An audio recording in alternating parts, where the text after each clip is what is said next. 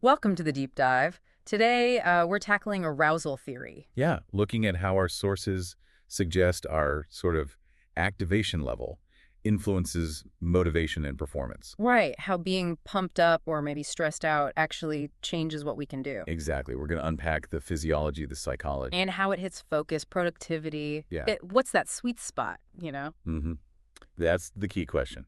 So defining it first. Okay, yeah. Arousal theory. It's basically how switched on we feel physiologically and mentally and how that affects us. Precisely. How that level of activation impacts your behavior, your performance quality. It's a whole spectrum. And your sources brought up the yerkes-dodson law quite a bit. What's the gist there? Yeah, that's fundamental. Yeah. It's not just more is better. Oh. No, it's an inverted U shape. So as arousal goes up, performance gets better. Yeah. Up to a point. Okay. But then if arousal keeps climbing, gets too high, performance actually starts to tank. So, like, you need some energy to get going, but too much stress just makes things worse. You got it. That peak of the U, that's your optimal zone. But, and this is important, It's not always the same peak. exactly, the optimal level depends on the task. Your sources definitely highlight this. How so? Well, a complex task, something needing careful thought, might actually benefit from lower arousal, calmer focus. Right. Versus something simple or maybe repetitive? Yeah, a more straightforward task might be fine, even better, with higher energy levels. Mm-hmm. So you need to think about what you're actually doing. That makes sense. And this arousal, is it just mental, like the feeling alert, or is it physical too? It's both. Yeah. Definitely both. You've got the physiological side, heart rate up, maybe sweating a bit, Mm-hmm. and the psychological side, feeling alert, focused, or maybe anxious. And they feed each other. How do you mean? Like feeling mentally anxious can make your heart race, right? Yeah. And then feeling your heart race can make you feel more anxious. It's a loop. Okay. Got it. So how does this level of arousal actually impact our ability to focus? Well, moderate arousal tends to sharpen focus, helps you tune out distractions. That sounds good. It is, usually. Yeah. But if it gets too high, your focus can become too narrow, like tunnel vision, or you just get overwhelmed. Right, like trying to solve a tricky problem when you're really panicking. Impossible. Exactly. Your attention system gets overloaded. So what everyday things, according to your sources, tend to push our arousal levels up or down? Oh, common stuff. Caffeine is a big one. Obviously increases arousal. Stressful deadlines, arguments. Yeah, okay. And lowering it. Things like relaxation techniques, meditation.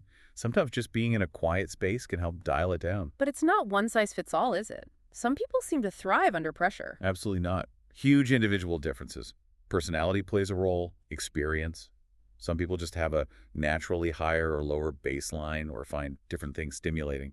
So this theory has real-world uses. Your sources probably mention things like sports or studying. For sure. Mm. Athletes work hard to find that optimal intensity, not too flat, not too hyped up. Psyching themselves up, but not too much. Right. And in learning, you need to be alert to take things in. But too much test anxiety, for example, can completely block recall. So it's about managing your state for the task at hand. Mm-hmm. Trying to, anyway. What about being stuck in high gear? Like chronic stress? Your sources must have touched on the downsides. Oh, definitely. Prolonged high arousal isn't good. Mm-hmm. It's linked to anxiety, burnout, sleep problems, health issues generally. Finding balance is important for well-being. And I think your sources also connected arousal to taking risks. Yeah, there's a link. High arousal can sometimes lower inhibitions, make thrill-seeking more appealing. That rush itself can be motivating for some. Interesting. Okay, let's bring it back to work. How does understanding all this help with, say, workplace productivity? Well, if you're more aware of your own arousal patterns, Mm. when you're most alert, what stresses you out, what calms you down, Yeah. you can restructure your day better, tackle demanding stuff when you're in that optimal zone, take breaks when you feel overwhelmed or flat. Yeah. Right, managing your energy, basically. Exactly. It's about working with your internal state, not just pushing through regardless.